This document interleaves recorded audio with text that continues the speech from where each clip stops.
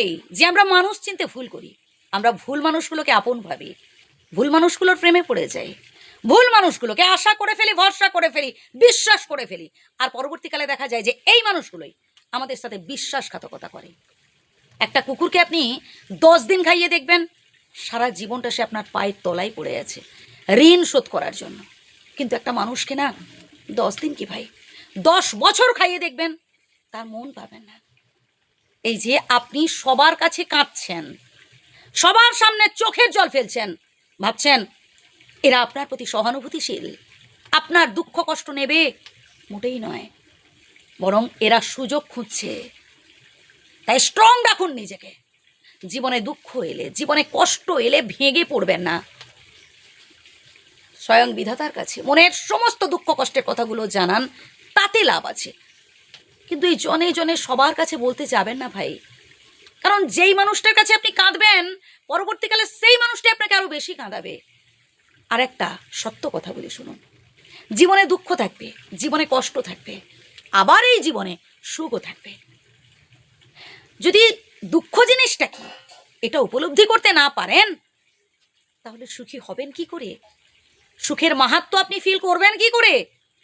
রাত যদি না থাকে, আপনি দিন জিনিসটা কি, দিনটা কি এটা বুঝবেন কি করে বলুন তো? ঠিক তেমনি দিন রাতের মতো আমাদের জীবনেও সুখেরও প্রয়োজন যেমন, দুঃখেরও প্রয়োজন তেমন। সময়ের সাথে সাথে আমাদের অ্যাডজাস্ট করতে হবে, নিজেদের পরিবর্তন করতে হবে। ওই 4 দেওয়ালের মধ্যে থেকে চোখের জল ফেলে, হতাশ হয়ে, টেনশন করে জীবনে ভালো কিছু করা যায় না। মানুষ পরিবর্তনশীল, নিজেকে পরিবর্তন করতে হবে, নিজেকে মোটিভেট করতে হবে, নিজেকে ইন্সপায়ার করতে হবে, ভালো চিন্তা করতে হবে, ভালো কাজ করতে হবে। কে আপনাকে ঠকিয়েছে, কে আপনাকে কষ্ট দিয়েছে, কে আপনাকে কাঁদিয়েছে, ভাই এইসব চিন্তা করে বর্তমানের সুখটাকে তো নষ্ট করলে চলবে না। আমাকে ভাবতে হবে সবসময় ভবিষ্যতের জন্য এবং বর্তমানের উপর দাঁড়িয়ে। ওই আলেয়ার পেছনে না ছুটে বাস্তবটা বোঝার চেষ্টা করুন। আলেয়া আর বাস্তবের মধ্যে অনেক পার্থক্য আছে। আলেয়ার পেছনে ছুটলে আপনি পাবেন একটা বিগ জিরো, আপনি গাড্ডায় পড়বেন, ভবিষ্যৎ অন্ধকার। আলেয়া আমাদের জীবনটাকে না ছাড়খাড় করে দিয়ে চলে যাবে। কিন্তু বাস্তব সে আপনাকে সুশিক্ষা দেবে।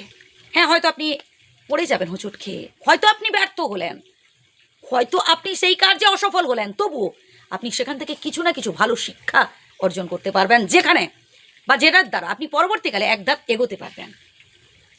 তাই বাস্তবের মাটিতে দাঁড়িয়ে ভাবুন, নিজেকে স্ট্রং রাখুন, ভালো কিছু করার চেষ্টা করুন। যদি ভুল বলে থাকি ক্ষমা করবেন, কিন্তু আমার একটাই রিকোয়েস্ট, প্রথম থেকে শুনুন, উপকৃত হবেন। ধন্যবাদ।